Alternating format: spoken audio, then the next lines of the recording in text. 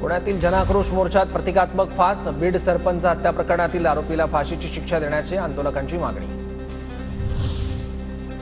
देशमुख हत्या प्रकरणात तपास करणारे अधिकारी कराडच्या जवळचे। जितेंद्र आव्हाडांनी पीएसआय महेश विघ्नेंचा कराडसोबतचा फोटो केला ट्विट। अधिकारी वाल्मिकला शिक्षा देतील की मदत करतील, आव्हाडांचा सवाल। अंजली दमानियांकडूनही महेश विघ्नेंचा कराडसोबतचा फोटो ट्विट। एसआयटी निष्पक्ष चौकशी करणार का, ट्विट करत अंजली दमानिया यांचा सवाल। एसआयटीमध्ये असलेला अधिकारी वाल्मिक कराडच्या जवळचा। महेश विघ्नेंचा कराडसोबतचा फोटो दाखवत बजरंग सोनवणेंचा आरोप। मित्रच वाल्मिक कराडची चौकशी कशी करेल, सोनवणेंचा प्रश्न।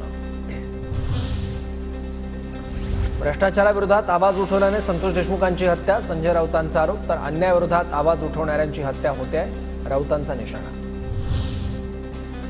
बीड हत्या प्रकरणातील आरोपी सुदर्शन गुले, सिद्धार्थ सोनवणे आणि सुधीर सांगळेला 18 जानेवारीपर्यंत पोलीस कोठडी। फरार मुख्य आरोपी सुदर्शन गुले आणि सुधीर सांगळे याला पुण्यातून अटक।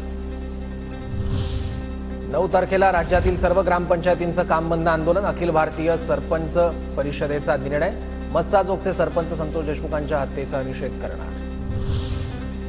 बीड हत्या प्रकरणात सर्वपक्षीय नेत्यांकडून धनंजय मुंडेंच्या राजीनाम्याची मागणी। तर मी म्हणत नाही, मात्र लोकांची सोय मुंडेंच्या बाजूनं। चौकशी पूर्ण होईपर्यंत त्यांना मंत्री ठेवू नका, धस यांची प्रतिक्रिया।